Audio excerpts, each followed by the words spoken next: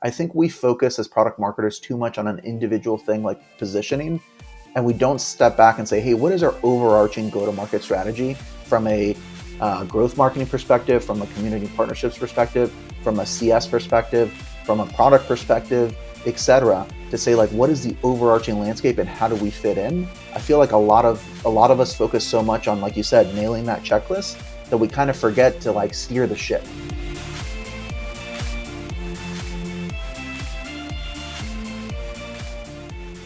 Hey everybody, welcome back to the Product Marketing Life podcast, the show where we sit down with everyday product marketers to talk life, career, and most importantly, product marketing. If we haven't met before, my name is Collin Mayjack. I'm the lead PMM at Classy from GoFundMe. And in this episode, I got a chance to sit down with Jonathan Pipek. And this was a deep dive on all things startup PMM. We talked about Jonathan's experience as a startup PMM. We talked about getting the product marketing fundamentals right at a startup before you start launching ads or making a big splash in the market. And we talked about building a truly cohesive go-to-market strategy. I really love this conversation with Jonathan, and I think you will too. Enjoy the episode. Jonathan, it's really good to see you. Thanks for coming on the podcast. How are you? Yeah, thanks so much for having me. Good, can't complain. It's a sunny day in winter, so things are looking good. I have to say, your beard is looking as bountiful in this video, maybe more so than it even does on LinkedIn. You know, I do grow it out for winter, so I guess winter technically starts this month, right? December. And I just like to, I don't know, feel cozy in the winter, so why not? Yeah. I'm in the same boat in that I normally just have a mustache, but it feels like November rolls around and I kind of just let it rip through the holidays until I get to a point where I was complaining to my wife that I start looking like Santa. And like that's when I decide, like, all right, the beard has to go. Yeah, that was my issue during COVID, because I was like, oh, I'm not seeing anyone. Of course, why would I shave? Why would I trim? And it just like it was bad. Once people started asking me if I had problems with the law or anything like that, then I was like, maybe I take it down a notch. But I feel like it's kind of part of your brand is having a big, at least your personal brand is like having a beard. Oh, for True. sure. It's just, I mean, what more do you want in the winter when it's negative 10 degrees out and there's snow and ice coming at you? It's like it just keeps you warm and cozy, and it's fun and less work, honestly. So, on the note of the holidays, I need to know, did you end up doing any sort of smoked meat or cookout for your Thanksgiving? So I didn't, because we ended up getting, and sorry for folks who don't know, I'm based in the Chicago suburbs, and it got really cold this week/last week. So I think the real feel was like 2 degrees or something. Oh no. Yeah, so this, Unmanageable. smoking anything, cooking anything outside was not going to work. So we did Cornish hens, but we did Cornish hens, mac and cheese, Red Lobster biscuits, which if you haven't had, amazing. What else did we do? Broccoli salad, mac and cheese, Brussels sprouts with jam and bacon, which were really good. So yeah, it was a good time.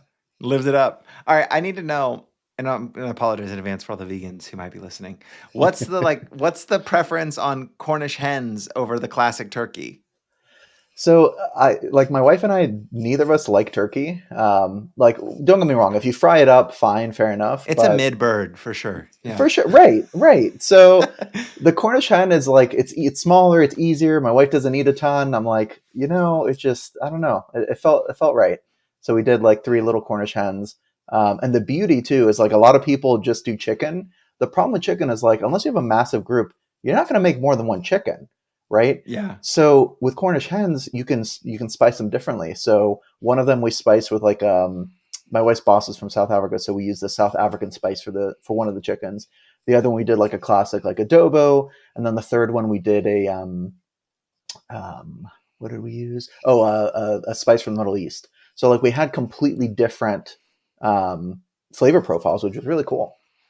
Do you think, I feel like there's an opportunity there to product market Cornish hens as a turkey alternative? And it's like, what is it? You're positioning on like size of group and flavor variety. I mean, why not? Seems like a win-win. All So right, I'm expecting a mock-up landing page come next Thanksgiving on the viability of Cornish hens versus the incumbent turkey. that's good. I'm gonna write that down actually because a year is enough time. So landing page Cornish hens. Got it. Perfect. All right, so you and I have bantered back and forth on LinkedIn for like a year now, but I realize I have almost no idea about your background in product marketing and even prior to PMM consulting like you're doing now. So could you give me a bit of a flyover on how you sort of got into product marketing and what your career path has been since then? Yeah, for sure. So I think the adage is true that nobody gets into product marketing on purpose, right? 100%.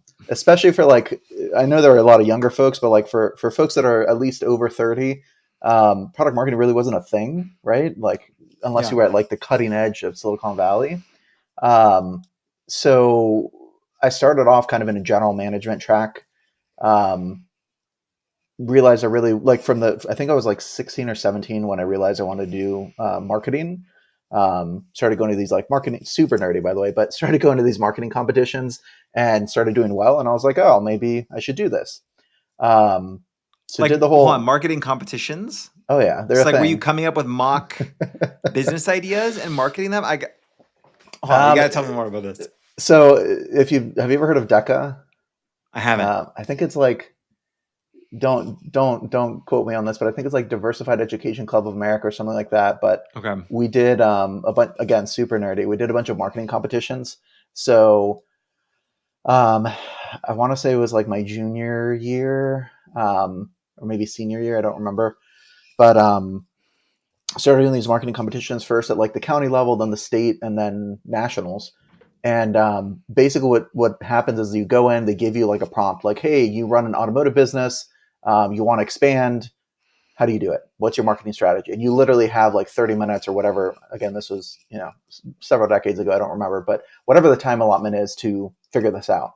So in 30 So you minutes, you don't kind get the of prompt ahead of time. no, it's in the moment. Oh, So yeah, so I did them with a partner. You could do them solo with partners. I think there were teams as well. And you basically, and you're like wearing like formal clothing, which is like so funny when you're 17. Like you never uh-huh. wear a suit, and you go up in front of like a panel of 3 judges, and you literally present on the spot and say like, "Hey, here's what I think we should do." Um, so yeah, so we did that in regional. I remember one of the categories that I was in was like automotive for some reason, even though I have like no background in cars. I love them, but I have no background.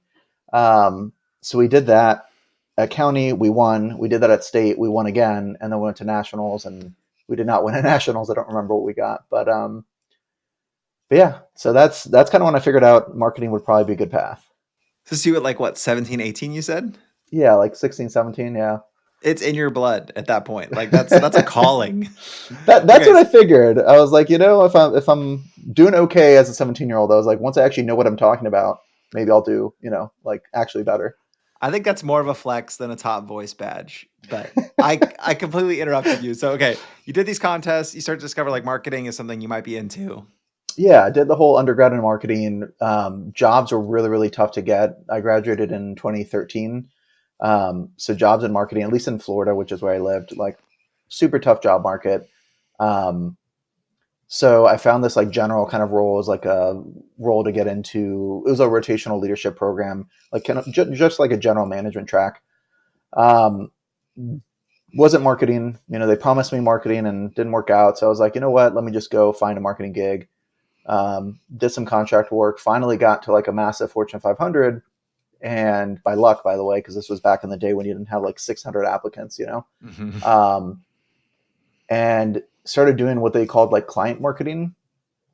And client marketing was essentially consulting if you think about it. So we had clients, so like T-Mobile, Apple, Google, um, Samsung, so on and so forth, like Lowe's, Home Depot, et cetera, like all these big names.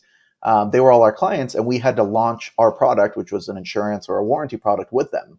So essentially, you were doing product marketing consulting for them, and we did it end to end, which is like, I guess for product marketers now is not as common. But No. we literally did everything from like, hey, your customer walks into your store, right? This was B2B2C. Your customer walks in your store, like, what's the brochure that they look at in the store? How do you train the sales rep in the store to talk to them? Let's say they purchase the insurance product. Okay, great. They have a claim, right? Their phone breaks and they need to replace it. Where do they go? We created the entire website experience. So we're actually writing the copy. We're putting together the flow that it should go through. When they get a replacement phone in the mail, like in a box, we actually wrote like the little card in it that said like, hey, here's a replacement phone. Here's a quick start guide, right? Like a 3-page quick start guide or Yeah. 3-panel. Like again, end to end completely. Um, so did that for a few years, and then just kept working at mid-size companies, startups, few joint ventures, etc. And spent I don't know a decade plus in B2B marketing, majority of which was in product marketing. And at the end of all that, I was like, man, this startup stuff is great, but working at one just felt like it wasn't enough. I was like, I need more. Like, it's sort of like Yeah. you ever seen those videos of like little kids trying foods or maybe your kid, right? Like trying to Hmm. food for the first time and their eyes like light up, right? Yeah. That was me with startups, but I was like, man, I need more of this. Like I need more of this. So I was like, I don't just want the burger. I want to be able to eat the burger and maybe the pizza and maybe the spaghetti Uh-huh. all at the same time. So Yeah. started the consultancy route. Sweet. That makes a ton of sense. Even I think so my experience in startups is I like how fast paced they are, and I like that you can move really fast. But there is a sense where you eventually like you got to stick it out in one direction for a long time. So you almost get like that dopamine hit of build a bunch of things really fast and solve all these problems really fast is really at the first 6 months at a startup. And then you're like, all right, now I actually need to execute slash maintain these things I've built and Right. tweak and iterate. And so you're kind of getting that like rush All of the time. new ideas all the time. Yeah, like for me, building from scratch, like I think there's two very distinct PMM personalities in my experience, and obviously there's a million ways to slice this, but like you have the PMM that loves building from scratch. Like you give them a blank canvas, and that like ambiguity and autonomy, like that intersection is like gold. That's where I thrive. Like I love building Yeah, from 0 to 1. And same. then you've got the PMMs who are like, hey man, like someone else needs to build this. Once it's built, I'm going to take it from 1 to 10. Right. And they love that like optimization, that tweaking, experimentation, like going, like making something that's already good. Like the analogy I always give non-product marketers is like, I'll build your house from nothing. Right. Like I'll build your foundation. I'll build your walls. I'll put in your electrical, your plumbing. Like it'll be beautiful. You'll be warm, toasty, safe in there. If you want someone to come in and like remodel your bathroom or your kitchen because you want like this fancy appliance or that one, I'm not the right marketer for you. Yeah. You talked about your experience doing that B2B to C and even that idea of like, all right, when a customer walks into a store, what's the interaction with the sales rep? What sort of pamphlet are they going to read when they check out? Like it's that whole journey. I'm curious, do you feel like that consumer facing marketing of monitoring a customer's entire journey prepared you to do that on the B2B side where you think about from a buyer discovering you all the way through to book a demo, taking a demo, closing? Like, do you feel like that transferred? Oh, 100%. I mean, the transfer is 100% because you're doing the same thing. It's just the audience is different. And like, obviously, it's common for people to say B2B, you're still selling to people, right? You're still selling to humans. Super true. Uh, that end to end kind of life cycle is very similar in B2B. The difference is, sure, you have more stakeholders. Sure, the process is way longer, especially if you're dealing with enterprise. You need different types of collateral to appeal to the different buying committee members. It's not really, unless you're dealing with SMBs, it's not really like one person making the buying decision, so on and so forth. But the concepts are still the same. And what's interesting is a lot of product marketers that have only worked in B2B and haven't done the entire customer journey are like, oh, well, why live here? And then this is customer success or product Yeah. or some other team that takes the baton. Yeah. So it's always, I feel like it's made me kind of more empathetic towards other um, teams because I know, because I've had to play their role just at different Yeah. companies. Yeah. Okay. So you've already hinted already that you love startups. And so I want to spend some time just to dive in on kind of all things startup. And the first of which I want to talk about is channel strategy, particularly in startups. So my last role was at a startup. I'm their first product marketer. And I remember when I joined, the CEO really wanted me to jump into our LinkedIn ad strategy and like own our LinkedIn ad strategy. And my basic advice at the time was, hey, I don't think we should invest very much, if at all, into ads. And which he did not understand, because he's like, we're breaking into a new market. They need to like understand us. You've recently spilled some ink on this exact topic, and I've argued that companies, but startups in particular, need to get the fundamentals right before spending money on ads. And so I'd love to know, like, one, like, what do you mean by that? And then two, what do you think are some of those fundamentals that need to be lined up before ads actually make sense as a channel?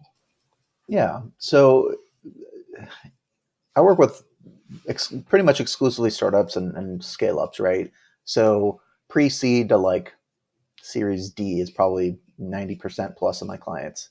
Um, and what I find, especially at the early stages from like pre-seed to maybe like Series A, Series B, is they're missing a lot of the fundamentals, but they still go and spend, 120 grand a year on advertising, then through an ad agency. They go to the ad agency at the end of the year and say, hey man, like you didn't deliver. And the ad agency is like, that's adorable, but you gave us nothing.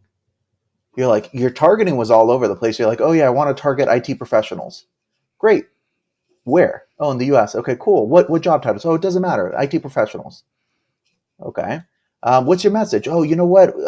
Let's just say something generic about IT and have them go to our website.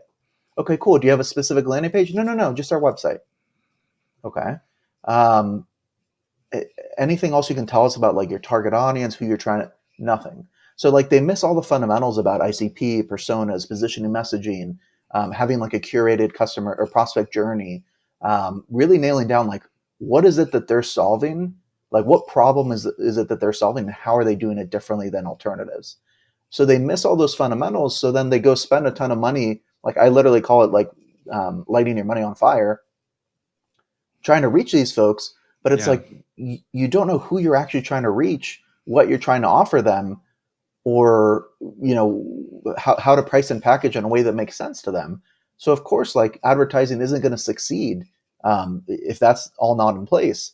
That's kind of part one, and then part two is, again, this is my very biased experience and my biased take, but startups have limited funding, right?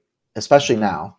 And if you're competing against a Fortune 500 or even like a later stage startup, you're not going to beat them on advertising. Like you're just not. Like No. it doesn't matter how, like even if you go to like those like what is it called, like super long trail keywords or whatever, right? Like sure, you might win a battle here or there, but you're just not going to beat them. So to me, growing through advertising just doesn't really make sense anymore for really early stage startups. Yeah.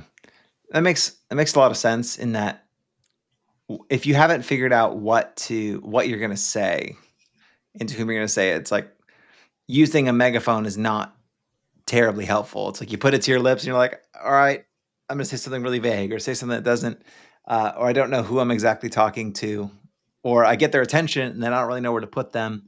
Like it makes a lot of sense but it makes a lot of sense that becomes like the default setting, is because people still think about marketing at its core as you just run ads. And there's not often this big picture of, oh no, marketing really encompasses like what is your pricing and your packaging and who you're for and your product strategy. Like all of that ends up coming into PMM in particular. Yeah, I mean, the advertising should be the last piece, not the first piece. And I think 100%. a lot of startups treat it like the first piece. And it's like, well, get all the fundamentals right, figure out who you're targeting, what you want to tell them, what you want to offer them, how you're different from the competition, how you solve their problems, and then go out and reach them. But if you don't have that in place, it's like, I don't know, that just seems like a waste of money, to be honest. Yeah. My take too is that a lot of times there's an underutilization of organic. And it's like, because everyone's become trained to like, what is marketing? Well, marketing is SEO and running ads and making my brand pretty. Like those are the three things that people think of.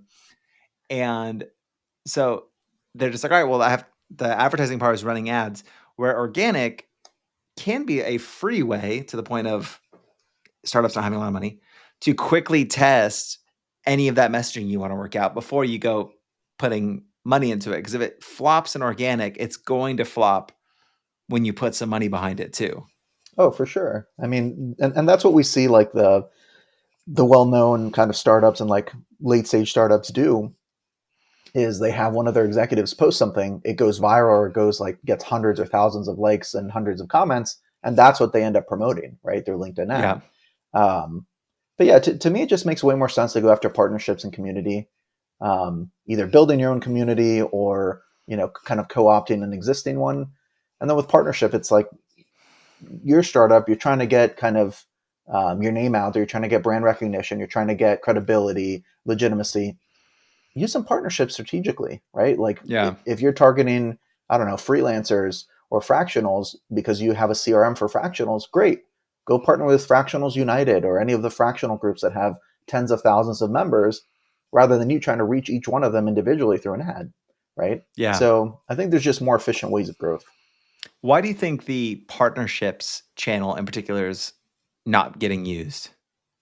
Because I don't see it being used either for startups. It's almost like I see partnerships happening more when you become like an enterprise product and you start like making these big, grandiose partnerships. But I feel like I don't see them on this micro level as much. Yeah, so I think it's very industry dependent. So um, there's a group of startups I mentor, and they're all in the fintech space. And they are 100% going through partnerships because I'd say probably, I don't know, 50% plus are going through partnerships because distribution in the fintech space is really tough. So I think my overarching kind of idea is that for industries where you can get distribution through ads, the default is go through ads. As soon as the default becomes it's not easy to reach folks through ads, then people start automatically considering partnerships. Um, but yeah, I think there's just not enough kind of conversation, enough best practices just generally out there about partnerships from a product marketing perspective. And if you're a B2B software company and you're taking your go-to-market strategy from a product marketer or CMO, CSO, et cetera, partnerships might not necessarily be at the top of the list if that person is not really exposed to them. That's my guess, but that makes sense. Now, on the note kind of fundamentals, my experience is that many startup PMMs face this pressure to scale really fast. They get hired on because a CEO or a first marketer wants to see the company make like a big splash in the market, or they have this big launch that they're anticipating, or a seed round, whatever, something that like this big moment that is all trying to build up to. And so this idea that you're articulating of like, hey, before you go make the big splash via ads or anything else, get focus on the fundamentals, kind of cuts against the grain. It cuts against particularly like what that CEO might be wanting, or that first marketer who made the PMM hire. So I'd be curious, what's your experience been trying to convince leadership, or probably leaderships like CEOs, VPs of marketing, that it's actually worth slowing down to focus on those fundamentals, even if it means, hey, you have to postpone that big splash, or you slow down that big splash moment? yeah, so the big splash is like founders and CEOs like love that. CMOs also, Uh-huh. CROs, et cetera. Like basically C-suite loves it, right? And investors do too, right? And I totally get it. It has its place. I think when it comes too early, it's almost the equivalent of like, I don't know, going up, like being a rock star, like going up to an arena in front of like 50,000 people, being handed the mic, you have access to these 50,000 people, and you're like, I actually don't have a song prepared, and I don't know what you guys in the audience like to hear, like what kind of music you're into, and I actually don't know what music I like to sing. Um, and I haven't figured out how much to charge you for tickets, but I'll get back to you. So yeah, so like it's a really, but seriously, it's like that super awkward, like you're part of this, like you have this opportunity to talk to folks, you're trying to make a big splash, but what is this big splash about? Like it's about your product, like I don't know that people necessarily care about your product. They care about solving their problem. So, yes, it's important to be very clear about what your product is. It's very important to make a big splash so people know that you're around, brand awareness, so on and so forth. But if you do it too early, it kind of doesn't mean anything. And unfortunately, splashes like this, like it's kind of you get a one-time kind of pass. and then it's done. Like you get your one time to shine, right? And then you don't really get a second opportunity for that product usually. Um, Yeah. so I mean, when it comes to leaders, like I basically tell them, like, look, we can light your money on fire and launch today, or we can spend some time, get the fundamentals right, and then when the spotlight shines on you, you're going to belt out the perfect lyric at the perfect time to the right audience who paid the right amount for the tickets to see you, and everything's going to be beautiful. And usually they kind of get the metaphor, and it's like, oh, I don't want to light my money on fire, and yes, I want to be ready when I go up on stage and grab the mic. And then I'm like, okay, cool. Like let's make sure your big splash, like when it does happen, it's done the right way and people remember the right thing. Yeah. I like that, the concert analogy, because I think a lot of times, if you want to stick with that analogy, the pressure is just whatever it is, it needs to be loud. Oh, of course. And sometimes loud can be bad, either because it's so loud that people are annoyed, or it's confusing. Like if you hear a loud slamming sound, that's not the same as a concert. Or you go to a concert and you're not getting the song you expect. There's just so many reasons where like not having that clear experience and product offering and who you're for all lined up before you put the megaphone behind it is just, it's a waste of both, like, finances and that one shot. Like you have that one time to grab their attention, or maybe you get all this traffic to your page because you found some sort of way to do that. Like you growth marketed it somehow, and then you lose them. It's like you have a bucket with a hole in it. Right. It's like people showed up for an Iron Maiden concert and you gave them Katy Perry and they're not happy. It's like, Yes, well, yeah, they're probably not going to be. And it's like, wouldn't it have been nice to target the Katy Perry fans instead of the Iron Maiden fans and get them into the right place? And and they ask for an encore, and yeah, right. So, yeah. but yeah. I want to keep talking fundamentals for a bit, because something I've noticed is there's a little bit of a playbook when it comes to building out product marketing. Or maybe put it another way, like when a product marketer joins a team, it's almost like they have this long list of ingredients that they feel like they need to build out product marketing. Like you need your ICP work, check. Positioning and messaging, check. You need enablement, check. Competitive, and kind of on we could go. And something you've written about is this idea that there's something to be said for going beyond just like these ingredients that you stuff into product marketing and call it like a complete program, to instead move beyond that and move to something that is really like a cohesive go to market. Could you say a little bit more on that, and maybe where you're seeing that pop up?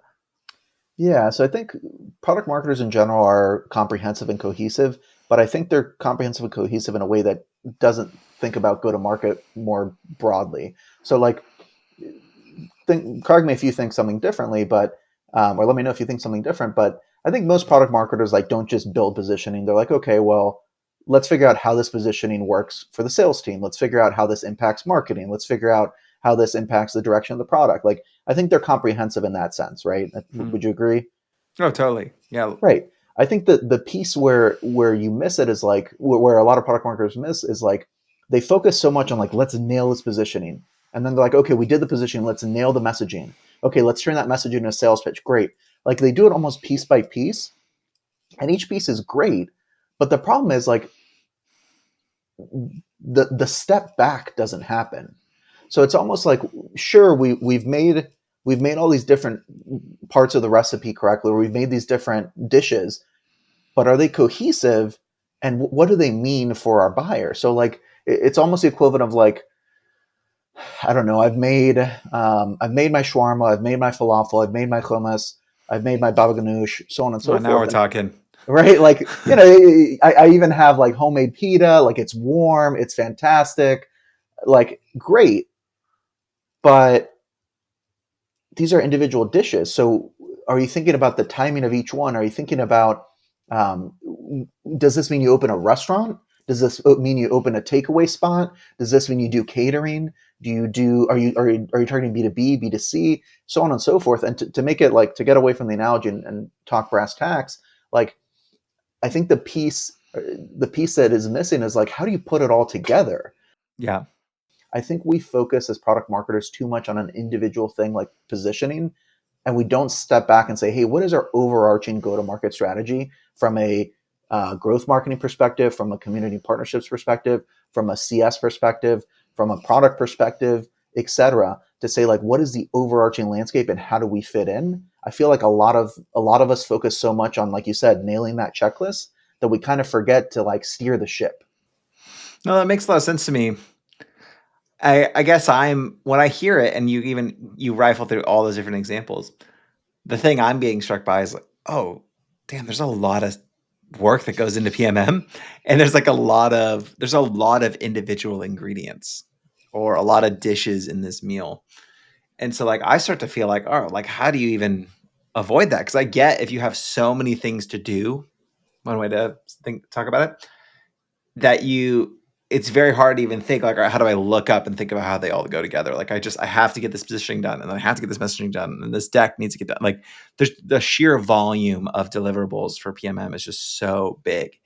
So I guess what do you feel like is the antidote to that? Like how do you actually move towards cohesion? Do you have anything like practically that you would advise on that? Yeah, so I think work if you're not in pre-seed, working with pre-seed founders kind of forces you to do this. Because like I'll go in and talk to pre-seed founders and be like, hey, so you really need to nail your positioning messaging, your pricing packaging, so on and so forth before you spend a ton of time on advertising. And they'll look at me and be like, yeah, like I get that, but I need to make money today. Like how do I like the urgency is today. Like I don't have the data, nor do I have the time to do all these like checkbox marketing things. Like what is my go to market strategy today? And then it's very simply becomes like, hey, we're going to do these four things. One, you're going to start content explosion. You're going to think about content everywhere you go. You're going to go on podcasts. You're going to write articles. You're going to post on LinkedIn all the time, for example, right? That's one pillar.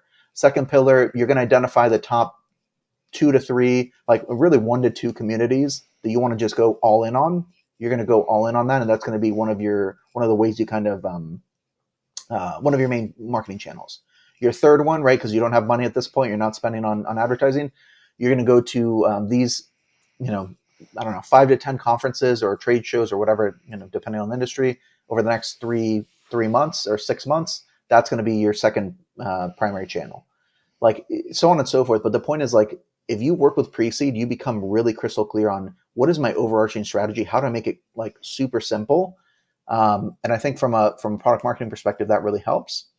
But I think it goes back to prioritization, right? It's like how do you not only like prioritize that list of ingredients, but then step back to figure out what is the meal we're making and how does that meal correspond to the audience we're serving. Um, and like what's helped me a lot is talking directly to customers, which I know is a cliche kind of answer, but trying to figure out like what is the experience that they're going for, trying to understand the market and seeing not just the competitors but the alternatives. Because I think in a grand majority of industries that aren't super mature, the alternative is Excel or pen and paper or manual processes, right? If you're talking about CRMs, everyone has a CRM. Anything beyond that, like a lot of the times it's pen and paper, right? Or Excel. So trying to figure out like the broader context of the industry, and then putting all that together to say, okay, generally speaking, or not generally speaking, like holistically speaking, here's kind of my go-to-market approach and what I'm gonna focus on. Yeah. Correct me if I'm wrong, but one thing I'm almost hearing you say as like a subtext to all of this is not to overwork any one aspect. Meaning, I think take positioning, for example.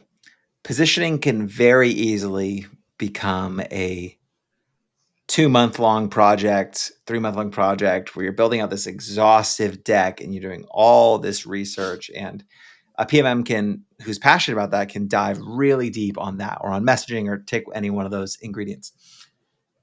Or you can say positioning answers like 4 questions. It answers what are you, who are you for, why are you different, and let's say you want to just simplify it into like 3 simple questions, and you can knock that out in an hour and actually and move on, and then say, all right, if that's how we're going to operate, what does this mean for our sales deck? What does it mean for our website?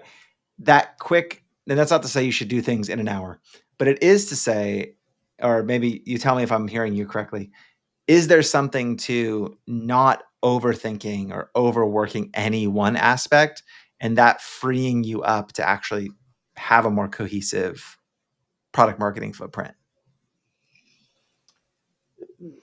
I think it's less about spending too much time and more about taking the upfront time to figure out what does your overall go-to-market strategy look like, which again, in my mind, starts with positioning, and then plotting out kind of the over like what you're actually doing, like what your goal is, how you're going to reach these folks, so on and so forth, before you dive into all the minutia and spend hours or months on all the different pieces.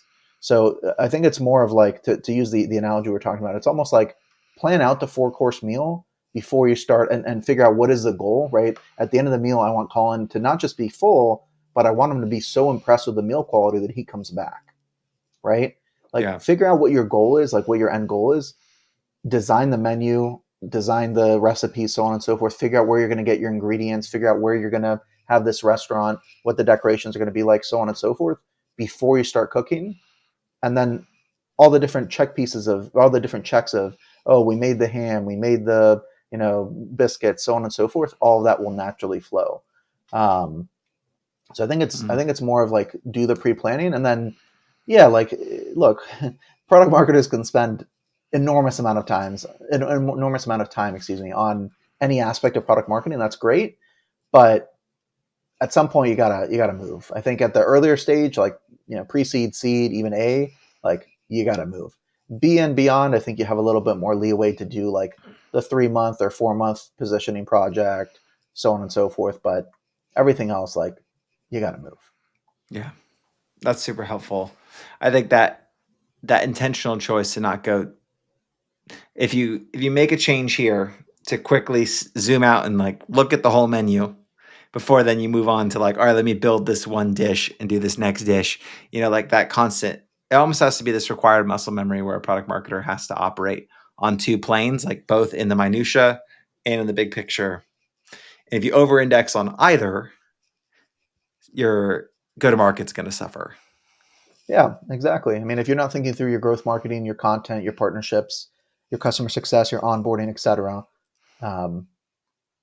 you're missing out. You're delivering a half-baked turkey. So a half-baked Cornish hen, if you will. There you go. To close, I want to do a bit of a mental exercise that I'm now realizing is very similar to the exercises you did in your youth. And I want to have you see if you can create or tell me a little bit of a go-to-market strategy on the fly. So I'll give you a prompt.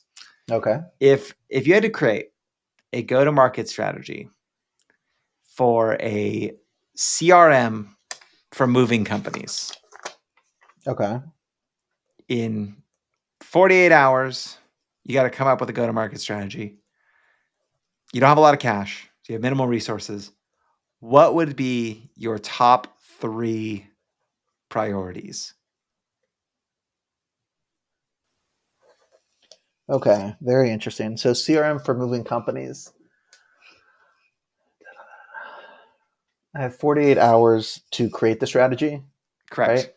Correct. I'm you got to come back. You got to come back to your CEO. They're like, all right, Jonathan, we brought you in. We want to know, like, where's your head at? What's our strategy? Okay, got it. So the first thing I would do is research. So I would research and figure out. And sorry, we're based in the U.S., correct? We'll say U.S. based moving companies. Let's just assume, for the sake of this, that we're based in Chicago, just because it's my city. It's easier for me to. I mean, I'm in the suburbs, but close enough. Okay, cool. So first thing I would do is a ton of research. So specifically on the market, competitors, and customers. So that's kind of pillar number one, or priority number one. So moving companies in Illinois, I happen to know this, don't ask why, are regulated. So they have to file with I don't remember if it's like the state commerce board or something like that. They have to actually tell them their prices in advance. They have to tell them like what you get for the pricing, so on and so forth. It's like super regulated. I've never experienced this before moving to Illinois. So I would do a ton of research, figure out what are the board, like where are they held accountable, what industry groups are they part of, What CRMs are kind of like the main competitors out there? Are these folks actually using CRMs, or is it mainly manual? My guess is 50% or more are manual. I've moved a few times in Chicago, and it's all been very kind of non-automated, a lot of human error. So again, I would spend some time using Perplexity, Googling, ChatGPT, et cetera, to figure out who are the top competitors in the space from a CRM perspective. What organizations or groups do my customers belong to, right? In this case, moving companies, and what are the boards or agencies that regulate them? I think that's step one. Step two, or priority two, based on that, I would say, okay, great. If my main competition is actually, again, making assumptions here, if my main competition is pen and paper or Excel, right? These folks are doing things manually. Number one, and number two, they're regulated by whatever department it is, and number three, they're all part of the same three kind of moving orgs or kind of industry groups. Great. I would use those industry groups as kind of my primary way of expansion or growth. I wouldn't go the advertising route. Number two, I would do all of my positioning based on assuming again that the main competition is paper and pen or Excel. I would do it all completely based on finally getting to 2024 and not being stuck in the land of paper and pen or Excel and pen or whatever it is. And then I would also try to reach out to the org that regulates them and see if they're willing, and tell them like, hey, totally understand you guys regulate this industry. Love that. I think that's so needed. One of the ways we help with regulation is by doing X, Y, and Z within the CRM platform, which makes sure we always have the right price, right timing, right people, so on and so forth. We're never late, so on, whatever it is. Would love to kind of partner with you all to do a webinar on that for moving companies, or to do a in-person gathering, or whatever it is, right? Whatever makes sense. So that'd be kind of like the second pillar. And then the third would probably be to create really short snippets, like videos of my, like articles with videos of like the top 3 reasons why moving companies should use these, like a CRM period. Like I'm not even talking about why my CRM versus another, but just like, I think they're not solution aware.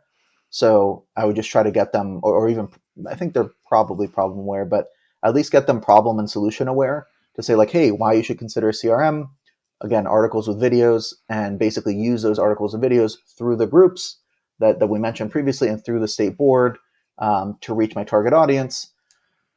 And also, obviously, that would live on my LinkedIn, on my website. My sales team would use that for quick post demo send or pre-demo send. Right, SDRs could send that, so on and so forth. So that's kind of the quick and dirty go to market in 48 hours that I would do. So research, position with partners, content, problem/solution awareness content. Yep. Brilliant. You still got it 15 years later. That's how you get first place. I will say, to peel back the curtain a little bit, my second product marketing job was at a company that built a CRM for moving companies. So nice. I have some knowledge of the space.